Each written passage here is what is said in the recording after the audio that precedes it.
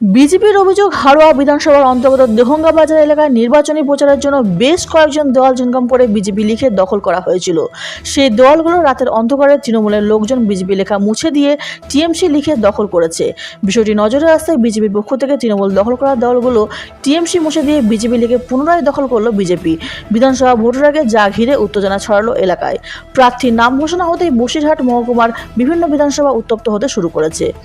Bureau report, বাংলার কণ্ঠ।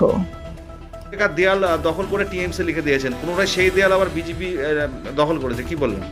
অভিযোগ পুরোটাই ভিত্তিহীন। তৃণমূল কংগ্রেস এই হাড়োয়া দেগঙ্গা এই কেন্দ্রগুলো আমাদের তৃণমূলের দুর্জয় থাকে। এখানে কোনোভাবে ওরা দাঁত ফোটাতে পারছে না। এই কারণে রাতের অন্ধকারে তৃণমূলের লেখা দেয়াল বিজেপি আজকে দখল করছে।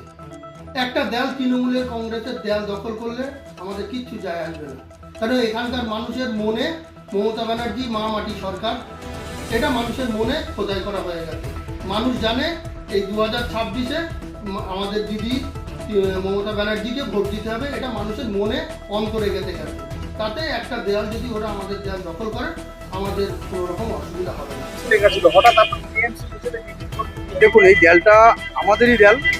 কিছুদিন আগে আমাদের দেয়াল লেখনের কাজ চলেছে। দেগঙ্গা থেকে শুরু করে আমার 4টে অঞ্চল আছে এই দেগঙ্গা মানে হাড়োয়া বিধানসভার মধ্যে। তো বহুত বুথে আমাদের দেওয়াল লেখানের কাজ চলেছে এবং সেই দেওয়ালে বিজেপি লেখা ছিল। আমার কাছে তথ্য প্রমাণ নিয়ে আমি আজকে যখন সকালে খবর পাচ্ছি যে এই দেয়াল ভারতীয় জনতা পার্টির দেয়াল, ওরা এসে দখল করেছে। ওরা কারা? টিএমসিরা দখল যখন করেছে আমি সঙ্গে সঙ্গে এলাম, এসে দেখলাম স্পটে যে ওরা এই কাজটা করে গেছে।